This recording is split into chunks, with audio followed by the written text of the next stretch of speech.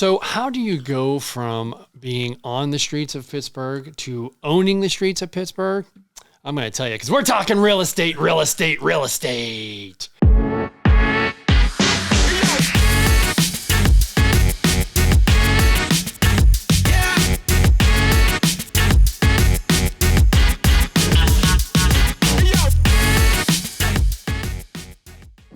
Okay, so my buddy, brand new buddy, Mitch Poe, your Instagram is? Mitch Poe 26. Big Flipper. Big Flipper. Before we get started, and this is going to be an awesome podcast because a lot of times I know personally or professionally the guest, Mitch and I have only known, we've been introduced through Fund That Flip, I think, through an event that we almost met at. And and we are an amazing relationship. He's doing all kind of good shit. But before we get started on that, I do have to throw out props to Reed Building Supply, who's a sponsor of mine. They supply our projects with windows, doors, drywall, framing. Where do you get your stuff at? Allegheny Millwork and 84 Lumber. But I do want to connect with Reed. Yeah, we need to connect with Reed. Not just as a sponsor, but he's different, and it's always good to have them competing against each other. Yeah. And shout out to another sponsor, Fund That Flip. I mean, they sponsor, they fund a lot of builders, flippers, investors in the Pittsburgh area. So shout out to the sponsors. Without them, this wouldn't be able to be made possible. So let's just get right into it. I have a funny feeling our lives have run a similar path. I've told my story many times. This podcast is about you. So, I mean, give me a little bit of background. I'm 29 years old, from St. Clair Village, low-income housing. I got started in real estate end of 2011. Had a conversation with a couple older guys from my neighborhood who I seen into real estate. And so what got you, what were you doing before you got into real estate? What made you decide, I was into some negative stuff, and I knew that's not what I wanted for long term, and I knew that only a couple things come out of that is like, jail or in the grave. So right. It was just time to, buckle down and grow up and switch it up. Right. And the cool thing about real estate is, we all went to school. There's no, and there should be. There's no real estate classes at all. Right. Real estate's fascinating. And there's so many facets of it. Buy and hold, flip, wholesale. I mean, they could do a whole degree on real estate or even in high school and teach us that stuff. And I was a horrible student, C-, barely got out of high school. So I hated school. And there is a possibility that kids hate social studies, hate math, hate algebra, hate science, hate French, what are the other, hate history. Put that real estate in there. I mean, it could have saved maybe you and I a bunch of years. Literally. Right. Literally. I think it'll be very helpful for the new generation. Just the young guys just being more hands-on and just like, and not getting into debt as soon as you get out of high school. This is true. You can get into debt with real estate, but it's a lot easier to get out of debt with real estate, I think. Right. All right, so let me hear. Take me through the process you met these guys. So there was a couple older guys from my neighborhood who, did real estate, and I just look like they living that life. You know what I mean? I'm like, right. Okay, it's clean. And I had a conversation with one of them, and he told me you need to have your money working for you. What is that $100,000 you got in the shoebox doing for you? It's not making you no money. You're not making no money while you sleep. And I tried to buy a house off him, and he tried to charge me $50,000. And I was young. I'm like, he's from my neighborhood. Why is he trying to charge me? So I left with an attitude, but I left with a valuable lesson. And he told me, put your money to work. Your money, every dollar should be working for you. Every dollar is an employee. So don't hold on to that money for dear life. Invest it. It'll come back. Next time I seen him, I had 5 houses and I had a clothing store on Brownsville Road. What? Yep. What age was that? 18. Get out of here. Yep. Well, then you learned your lesson early in life. Yep. Yeah, that's great. Well, it was early, so I was like, why did I buy these houses? I don't got no more money.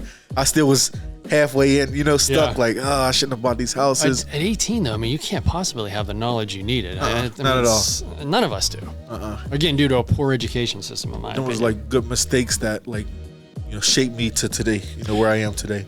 I mean, the old cliche, you learn from your mistakes. So there's a lot of times we put money out as real estate people and it doesn't come back. And people are like, I lost money. I lost on that. But you gained education. Right. Unless you make the same mistake twice. But most of us are smart enough to not make that mistake again. So mistakes. I didn't go to college. Did you go to college? Nope. No. Okay. So we never paid college tuition. So we're paying into that kind of college tuition by learning from our mistakes. clearly we don't want to lose money and learn the hard way. But that's why we're doing this podcast. We're going to try circumventing. We're going to try cheating for some people. Instead of making those mistakes, watch this podcast, connect with Mitch, connect with myself, and we'll tell you how to get around some of those obstacles without spending that money. Absolutely. Hope this podcast can help some. It will. So guys. You got 5 houses. Were they already rented? Were they tear downs? They all needed work. Nobody lived in them. Nobody lived in them. Okay. So what'd you do? I try to work on all of them at once. Physically yourself? Do you do your own work? I do some of it. Okay.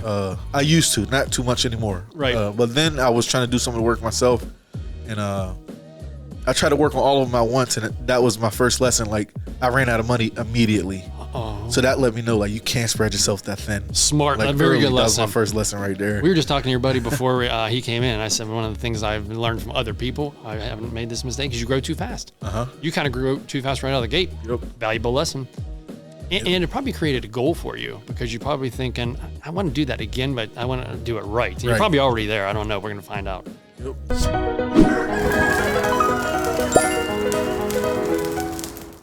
So continue. Take me through the process. So I bought a couple houses. I had a storefront, clothing store first. Okay. And then that led to the houses. I bought my first house for $4,500 in the Trona Heights. Okay. I just sold that house 10 years later. Okay. I gave the house to my mom. Awesome. Like my first house, gave it to my mom. And then I was like, okay, this is how I work closings. Yeah. That was the initial start, $4,500. So it wasn't too bad. Yeah, that's not terrible. And then after that, I looked and called every single for sale sign I seen because I thought I knew the process. I thought I knew what I was doing. Right. And I caught a couple bad buys. I bought a duplex for $39,000 cash. Sold it a year later for $15,000. This was like an absolutely bad beat. You know what I'm saying? So I'm fascinated about the clothing store. At 18, you had a clothing store? Yeah, I had a clothing store at 18. How'd you get into that? I used to buy t-shirts there every day, like for school, for high school. And I got close with the guy, and he was about to move back to his country. He was a foreign guy. He was about to move back to his country. And I was in there talking to him. Like, we always had deep conversations, and I was in there talking to him. And he was like, what you think about taking this place over? I'm leaving soon. I'm like, yeah, I'll do it. Wow, what an opportunity. Just like a risk taker. Like, yeah. I had no idea. I mean, I had a little bit of money, but I had no idea on what I was about to do. How do I run a clothing store? That was my next question. No experience, no nothing. Just like I started Googling how to run a successful 10 steps to run a successful clothing store, and I fixed it up, put floors in it, and then I bought the houses. Then it all just. Did you pay money for the clothing store, or did you just give it to you? I paid for some of the merch he had. Oh, right. He had I gave like $5,000 up. Okay. But it wasn't too bad, and I did pretty good there too. So that was successful. Yeah, it was successful. Okay, good. So I learned how to do LLC. Like I started my first LLC with their myself too. I went through those how to do this, how to do that all on my own. So 18. Yep. Man, I'm so far behind. I dove in here first. Wow. So continue about the houses. I'm gonna lay out the path here for these people. So then I bought my first house, $4,500. I thought I knew what I was doing, so I called every house I seen.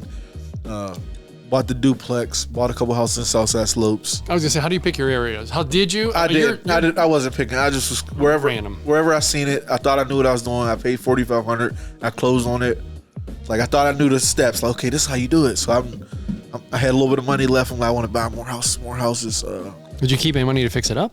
I had $30,000 left after all the houses, and I tried to fix all 5 houses with $30,000. Yeah, and then I was broke. So now I'm like, why did I do it? And then one of the houses, there was a duplex. It was a single family, a big one that I turned into a duplex. Okay. I fixed it up. I got about 90% done, and then the guy who I bought it back off me. After it's done? I paid $23,000 for it. I put $20,000 into it. Sold it for $70,000. Nice. After I learned the game, a couple years later, I seen what he did. He sold it to me. It was a leak, the boiler's busted. Okay.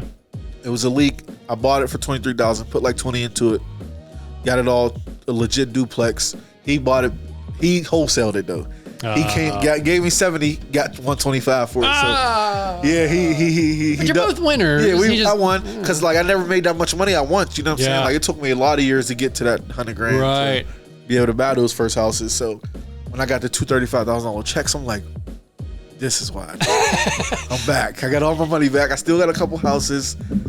I'm doing good. Like, and how did you learn? Did you hire contractors? I mean, how did you learn to fix it up? Because I know you're not putting a boiler in. You're hiring somebody. I put furnaces in. Right. Just had some people around me who was into construction. Okay. So you got friends in the industry at this point. Yeah, with some guys around that was into the construction and walked me through it. Just like making mistakes, people better who knew more come in like, who did this for you, Mitch? This ain't right. Right. Oh. Do this over. Mitch, you got to redo this kitchen. Mitch, you got to redo this deck. So literally just like you come in and be like, you see that? See how that's leaning? And I didn't see it. Now I can see it now. Okay, that is bad. I do need to do that over. So just literally trial and error. Right. Do you take any classes at all of any of the Pittsburgh opportunities? I ain't taking no classes. No, just straight learning from my mistakes. Literally just meeting people who know a lot more than me and coming in and telling me, hey, this you might want to look at this. This ain't right. You know? That's what they say. You always want to go in a room with people that are the next level. That's literally how I learned. Like just doing things. I really learned from doing stuff twice. Kitchens, bathrooms. Like literally had to tear the whole kitchen out. Like this is absolutely wrong. So where are you at now? I mean, where's the process taking you now? What do you got going? Right now, I'm on a track of doing 12 flips this year. By yourself, or you partnered up with I partnered up with a couple people.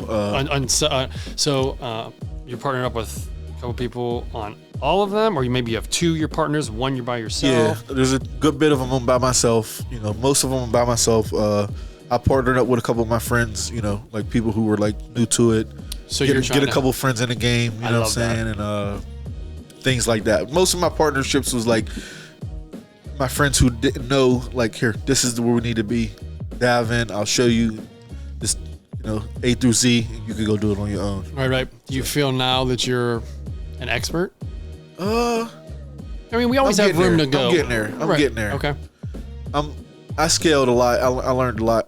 I got my system down packed, but I'm still learning every day. Right. I'm still making mistakes. I work backwards a little bit sometimes, like tweaking to get the project done and working backwards sometimes still. So there's still room to grow. Yeah, I mean, it's never going to be perfect. I mean, but I think you can be an expert without being perfect. Yep. I mean, even experts make mistakes. I'm getting there. I'm close. Yeah. So tell me about areas of interest. How do you find these? I'm not looking for your special sauce because we're not trying to steal. But where do you do? Because I have some flippers that they've been in business so long, or they work with some areas so much that people just walk up to them and say, hey, Aunt whatever passed away, you want to come look at the house? Yeah, so like I'm from the South Side. I'm from St. Clair Village, so Carrick, Arlington, South Side Slopes. Wow. All that was like and I got Brentwood, Whitehall, Baldwin. Yeah. So I stayed in my area. I started out on the slopes though. I started on the South Side Slopes, which was good because it was a good market.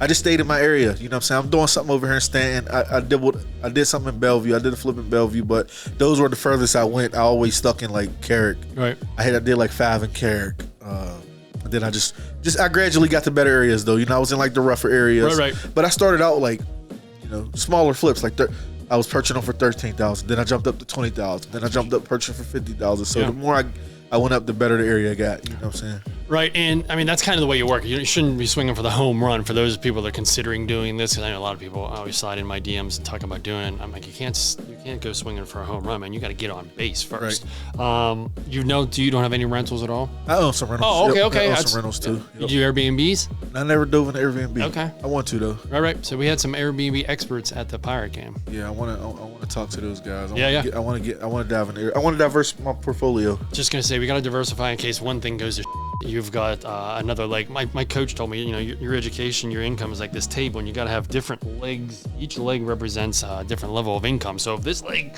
gets broken off, you still have 3 other legs that are going to keep you floating. Yeah, right. Yeah. So you use one of our sponsors, Fund That Flip, for all of your financial purchases? Yep. This last year, before I've been using Fund That Flip for going on a year now. Okay. Before that, I funded all my own deals. Yeah. All cash. And I met Fund That Flip, and they scaled me from 2 flips a year to 12 flips a year. That's amazing. Yeah. And it's a seamless process at this point in time, right? The first one's a little tough. You got to get paperwork, blah, blah, blah. But no one's going to lend you a whole bunch of money without paperwork. Right. So how many flips you have going out? 12. I sold about 6 so far this year, and I'm working on. I got like 5 left. Are you still moving up in price point? Yes. Okay. What's the target? What's the goal? What's your new goal? Because I'm sure you hit your old goals. There really isn't no like super duper price point. Like I just feel like I look at as long as I can make like 100 profit on all my deals. Yeah. 100 grand? Yeah. That's a big margin. Yeah. So I'm buying them for like 90. 60, 70, selling them for 300, selling them for 290. That's awesome. You know what I'm saying? Like that's what so, and did you never answer my question? How do you find your deals? Word of mouth. So like me being from that area, like I really didn't have to run comps too much. Like I know like, all right, if I'm on a $40,000 street, I know if I'm on a $60,000 street, and just like all mine just word of mouth. I kind of use wholesale tactics like early on, like to like I'll find the owner, look them up, give them a call. But most of them was like, hey Mitch, I see you mess with houses. My aunt's selling her house. Hey, look at this house. I seen this empty house. Or just straight word of mouth. Hey, you still selling houses? I got this deal for you. Like mostly like that. Yeah. And word of mouth includes social media. Yep. Right. It's not just on the physically walking on the street. Do you have a favorite social media platform? I like Instagram. Yeah. I like Facebook too, though. I'm still on. Let's see if we're connected. I'm on everything. I got a pretty good platform. Do you? Yeah, they like when I post the houses. They engage. They engage really well on Facebook with me. Interesting. So a lot of support on Facebook. Facebook, LinkedIn. I'm not on LinkedIn. Okay. LinkedIn's good for me. I don't know if it would work for you because there's a lot of business professionals on there. So maybe if you're trying to sell a house, your store, behind the scenes stuff would be good on there. It's an opportunity. I mean, if you're already banging out business, you don't need to really maybe do that. But I mean, I find like $1 million buyers and sellers and 700,000. Yeah, I do want to get on LinkedIn. I do want to clean it up. You know what I'm saying? Just, no kids on there. No matter where you come from, I want to clean it up. That's where I'm trying to go with it. So right. Instagram, Facebook, TikTok. I haven't dove into TikTok. Oh, you haven't? Oh, no. Okay. We were talking about earlier. I thought you were in it. That's my buddy's trying to get me. Okay. He's bringing that sauce to the team. Maybe you and I need to take a class from him, or we need to like double up or something because my TikTok game is horrible. Yeah. I want to drop courses too. I want to like give back to the people and like you said, like help the generation coming up under us. Right. Hopefully we can save some lives. So let's think about it as we continue the podcast. Let's try to formulate maybe 3 to 5 points we would want to finish with. We would want these kids and even adults to understand mistakes. You and I can combine on them. I have a couple thoughts in my head. I want people to learn some takeaways, right, if you will. Okay.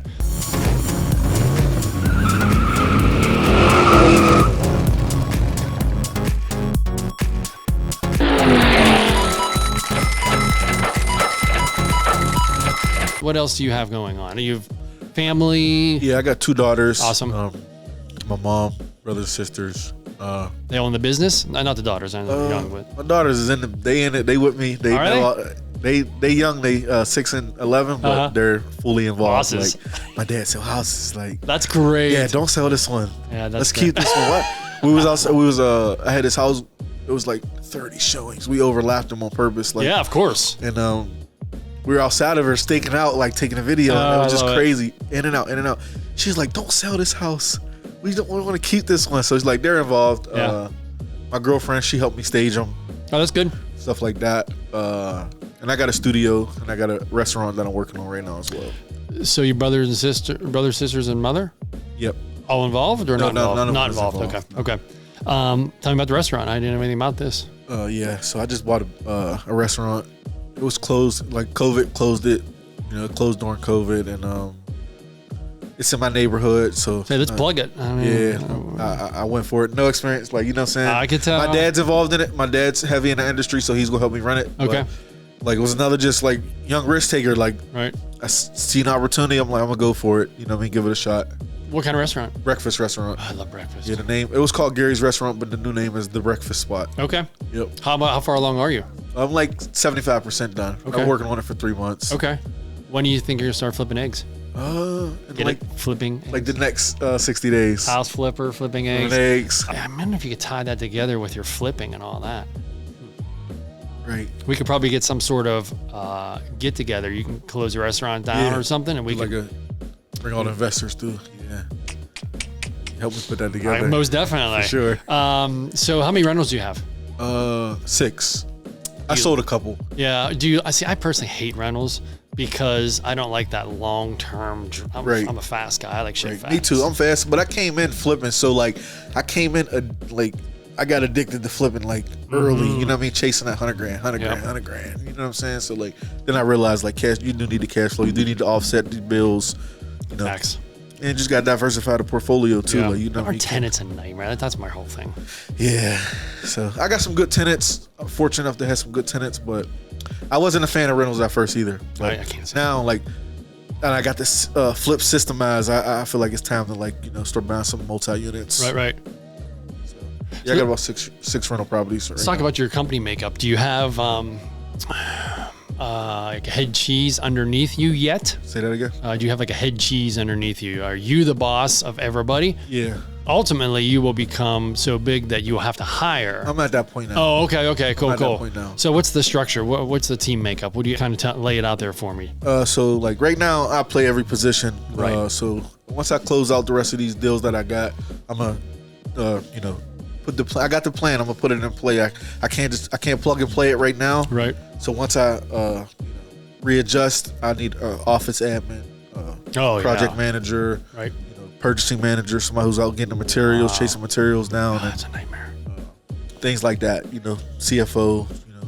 Right. So I got like 4 or 5 top people that I need to bring on. Oh, you have people in mind? I got some people in mind. Yep. I've been shopping around and fishing around for people in other companies in them fields, just seeing who can help and studying those positions and knowing exactly what I want. Cause like I've been needed it, but you could bring people on right now and still not go, you know, lead correctly because you really don't know exactly what I want from you. You know what I'm saying? So I had to study those positions, like what exactly is there going to be their roles. You know what I'm saying? Yeah, and so I guess there's 2 ways of hiring people that I've seen in my one friend, Emre from Armina Stone, which I don't know if you've met him yet.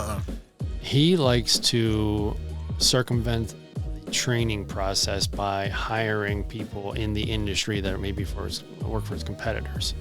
And then there's also the other avenue of hiring somebody green, and then you build them up. You build them up and you train them the way you want, which obviously takes a lot more time. Do you have any idea which angle you think you might go with? I want some experience. Yeah. I need some experience around me. You know what I'm saying? Right. Either you done it or you are like heat from the competitors. Right. Yeah, that's the route I want to go. Right. And office admin, I mean, they teach us as a realtor, if you don't have an assistant, you are an assistant. So that's a good call. I have a virtual assistant. She's over in Thailand or something like that. How'd that work for you? Amazing. Because she's awake the hours I'm sleeping. Okay. So she gets all my done you while wake I'm up, sleeping. I wake up, it's like, boom, everything's done. Nice. Yeah. And just like anything, there's good ones and bad ones. I had to go through a couple in order to get to the good one. Right. Right. But I highly recommend that as well. Yeah, it's definitely time for me to, start outsourcing. Yeah, you can't do everything. But how would you know if you don't scale or get to that point to know it's time to regroup? You know what I'm saying? So that's a good thing. Some people panic like, stuff's not going right. No, you scaled and it's time to restructure. It's time to reevaluate your situation. And I think I knew whenever you don't have enough time for your family, like when you can't be home at 5 or 6 o'clock or 3 to get them off the bus, that's when it's time to scale. Yep. That's a big thing for me. Like, want to be more present with the family. You know what I'm saying? Agree. Get home and still on the phone and that's a problem. It's a problem in everybody's life nowadays. So I want you to give me a story, if you could, and I'll give you an example of what I mean. I have a story. How much you love real estate, something like you've done that's kind of crazy. So one thing I used to do is when I started flipping houses, I did everything myself. I did not everything. I didn't do HVAC, like tile work and cabinet installation. Right. I was so passionate, so in love with it, like the opportunity to get paid in respect to how hard you work. So I had a house one time that had no electric, right? So I would go there I couldn't sleep. I was so excited to towel this shower stall in the owner's suite that I was up at 4:30 a.m. I was like, screw it. I know there's no electric, so there's no power, there's no light. I'm just going to go there and just wait for the sun to come up. Right. So I went there and I hand mixed the mastic, the mortar, and in the dark with like a little flashlight, and then the sun would come in. It started getting light, and I started trialing it on, and then like the sun would come in through the one little window and like hit the spot I was doing. And it was one of those, I don't know if you ever had these type of moments. It's like kind of a life changing, or it just sticks in your mind. I forget a lot of trust me, birthdays and stuff, but there's like a couple of things that have stuck in my mind, and it was like not a big believer in God told me to do this, but I felt like, man, this is what I'm supposed to be doing. Like that light shined right where I needed to in a time that I needed it to get this damn tile done. That's fair. Yeah. For me, it was like I can't really recall like a certain situation, but I just going to sleep like super anxious, like I can't wait tomorrow. We're tiling tomorrow. We're framing this full basement tomorrow. Like I just knew it was for me. I just knew like, all right, I found my twist. Like I found my niche. Like, you know what I'm saying? Right.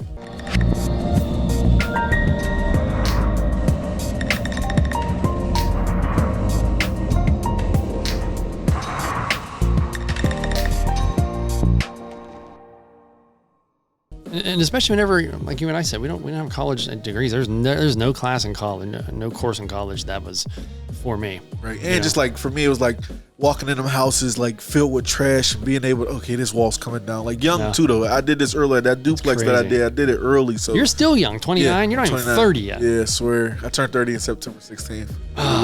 You're an old man. So I mean, how about if you ever laid a floor or anything like that? Like I've laid hardwood. And I laid walking floor. Across it. I'm like, that's me. Yeah. Like I didn't pay anybody to do that. I laid floor, tile, hardwood, vinyls. What is your skill level? I mean, what all can you do? Cabinets? Yeah, I can do cabinets. Yep. Paint, of course. Yeah. Paint. Everybody think they can paint. Like, yeah. There's different levels. Can you paint or can you paint? You know what I'm saying? Like, all of that stuff is it. Like, you know, yeah, you could slap paint on the wall, but can you really paint? You know what I'm saying? It's art to everything. Got to get the right brush. For me, I feel like probably flooring is my twist. You know what I'm saying? I really haven't dove like too deep into the construction. But yeah. If somebody don't show, I'll put my boots on and get my hands dirty. Yeah, for sure. Yeah. I love it. So let's try to come up with a couple takeaways. I think the first thing that was a barrier for me that I'll say is, you know, don't be afraid to dive in.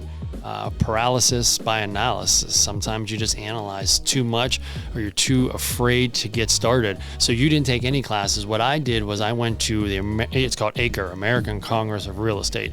And I think they still meet in Pittsburgh once a month. They used to meet at the Radisson on Green Tree. And I'm just like you, young kid. I was in my 20s though. I would go in there panicked because I had no money and they have all these catchphrases. You know, flip a house with no money. Now, in my mind, I know that's too good to be true, so I was totally scared of it. But I took a couple courses. They put us on a bus. They took us around to all the different neighborhoods, and they showed flips and stuff, or even buy and holds that was in process. And it got me more comfortable. And I'm more of a reserve type of guy when it comes to throwing my money out there, I guess. But then I ended up losing my job, losing my career, so I kind of got thrown into the frying pan. That's when I got my first flip. So I think when your back's against the wall, you take that step. So my bullet point 1 would be don't be afraid to get in, but get in with some education or the ability to educate yourself. Yeah, I want to hit off on that too. Yep. Definitely don't over-educate. You know what I mean? Like overload your brain. You know what I'm saying? Like, you know, figure out what step 1 is. Do some research. Find somebody who's, you know, pick your advisors wisely. Don't ask people for directions who've never been where you're trying to go. I love Brian that. Is a person that is where I'm trying to be. Let me try to find some way to get in touch with him. Find a way to sit down for lunch. You know what I'm saying? But definitely take the first step, and the second step, the second door will be there ready to open for you. I agree. Another thing is when you do make it, never be so big to not give back or to take calls. I mean, listen, people slide into my DMs. I met so many people that just wanted to become realtors or investors, and it is a detractor from my day when it comes to MMAs, which I call money-making activities. But I just feel it's good karma, and I feel I've kind of gotten to where I was because of all these give-backs I've done. I met a kid that was in high school, 17 years old, not even out of school yet. He wanted to become a realtor. And I was like, you're a little young, but I mean, I'll meet up with you, just have coffee, whatever. So don't get too big. And if you're in the process of starting, don't hesitate to reach out to people like us. Yep. 2 people just DM'd me today, like, hey, you inspire me. And like a lot of older people don't give us advice. Right. And I'm like, if you need any advice, you could shoot me a DM. Literally 2 people DM'd me today. Like, it was random. Like, I made a post and like a couple people commented and just told me I inspire them and, you know, like to get into it. So like that felt good. So it is good to, you know, reach back to those young people who's trying to dive in and like, if you could save somebody from making the same mistake you could, it goes a long way. Yeah, that's kind of what we open with. Is I said, reach out to us so we can get you to kind of cheat. Yep. And not make the mistakes that we've made. And again, you are in the environment of social media, man. You can follow us, and a lot of people say to me, what do you do? I'm like, just watch my social media, man. I don't hide it. If you're a realtor and you want to know what I do, you're from a different state or whatever. Even if you're in my city, just watch what I do. I don't hide anything. You put a lot of stuff, what you do on there. Yep. Give me another one. Come on, I'm struggling here. We need some takeaways for the kids. Takeaways. Use Fund That Flip. Yeah, definitely use Fund That Flip if you're trying to scale. Yeah, there's don't be scared. Don't let the numbers scare you. There's funding available. If you find good deals, finding the money is the easy part. Finding the deal is the hard part. So, don't think just because you don't got no money you can't get in. Right. You know what I'm saying? There's people available. If the deal makes sense, there's room to work. And another thing is, and it's so cliche, but don't take no for an answer. Yep. You know what I mean? And you need to align yourself or kind of tag along with somebody that is a Mitch or myself that is already educated. I mean, show up on the job site. Say, hey, I saw you on Instagram. Just kind of want to learn a little bit. I mean, if somebody wanted to ride along with me as a realtor, it's not a problem. You can jump in my car and, I'll take you along. Definitely. Cool. So I'm going to give a shout out to, again, Reed Building Supply. We can't do, we can't do our business without sponsors. We can't do our business without the people that are supplying us drywall, framing, etc. And Fund That Flip, we definitely cannot do it with money. So Mitch, make sure, I'm going to put all of his social media. We're going to put it everywhere. But if you want to throw anything out there now, your Instagram, TikTok. My Instagram is MitchPoe26, the Big Flipper. Love it. Feel free to reach out to me. Anybody need any help, any advice? I'm here. All for the new generation. Do you watch his stories? His stories are phenomenal. The tile jobs are sick. All right. Thanks for watching.